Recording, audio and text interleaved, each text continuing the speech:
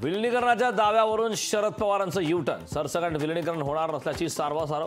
पवारांच्या वक्तव्यानं महाराष्ट्राच्या राजकारणात मंथन. विरोधकांकडून शिवसेना उद्धव बाळासाहेब ठाकरे पक्षाच्या विलिनीकरणाची चर्चा. ठाकरेंच्या शिवसेनेची काँग्रेस झाल्याचा आरोप. ठाकरेंच्या शिवसेनेचं विलिनीकरणाचा दावा फेटाळला. 4 जूनला केंद्रात सरकार, 15 ऑगस्टला नोकरी. राहुल गांधींचा धक्कादायक दावा. चंद्रकांत पाटलांचं पवारांबाबतचं ते वक्तव्य चुकीचं. चंद्रकांत पाटलांच्या विधानावरून अजितदारांची खतखत बाहेर. 17 मे रोजी शिवतीर्थावर मोदी राज ठाकरेंची होणार समारोपाची सभा. मोदी आणि राज ठाकरे पहिल्यांदाच येणार एकाच व्यासपीठावर. एकनाथ शिंदे गद्दाराच राहणार. मेरा बाप गद्दार है, श्रीकांत शिंदेंच्या डोक्यावर लिहिले. प्रियंका चतुर्वेदीचं मुख्यमंत्र्यांबाबत वादग्रस्त वक्तव्य. फडणवीस, अनिल देशमुख, उदय सामंत एकाच हॉटेलमध्ये. तिन्ही नेते एक हॉटेलमध्ये आल्याने चर्चांना उधाण. मात्र अनिल देशमुखांनी मात्र भेटीचं वृत्त फेटाळलं. शिवसेना उद्धव बाळासाहेब ठाकरे पक्षाचे नाशिकचे जिल्हाप्रमुख सुधाकर बडगुजर यांच्यावर तडीपारीची कारवाई. निवडणुकीच्या काळात पोलिसांकडून खबरदारीची कारवाई. मंत्रिपद महायुतीच्या कोट्यातून आणि काम तुतारीचं. मंत्रिपदाचा राजीनामा द्या आणि तुतारीचं काम करा. सुहास कांदेचा भुजबळांवर हल्ला बोल.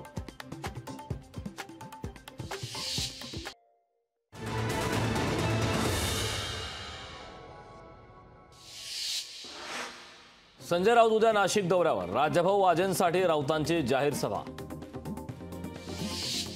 उद्या संध्याकाळी राज ठाकरेंची तोफ पुण्यात धडाडणार. महायुतीचे उमेदवार मुरलीधर मोहोळ यांच्या प्रचारार्थ राज ठाकरेंची सभा. राज ठाकरेंच्या पुण्यातील सभेला काँग्रेसचा विरोध. सारसबाग रस्त्यावर होणाऱ्या सभेला विरोध.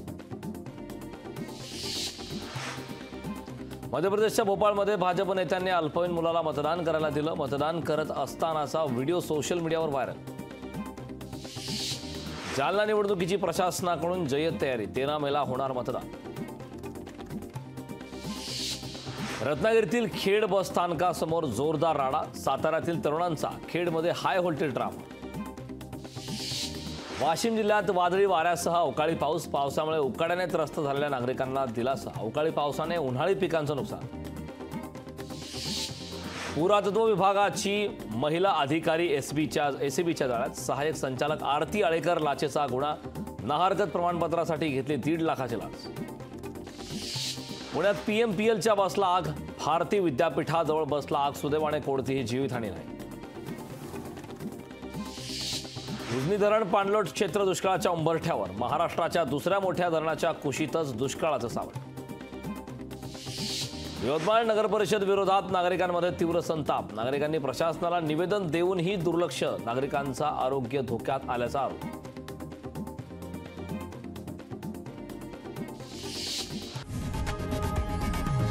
लोकशाही मराठी ऐका, पहा, जागरूक रहा.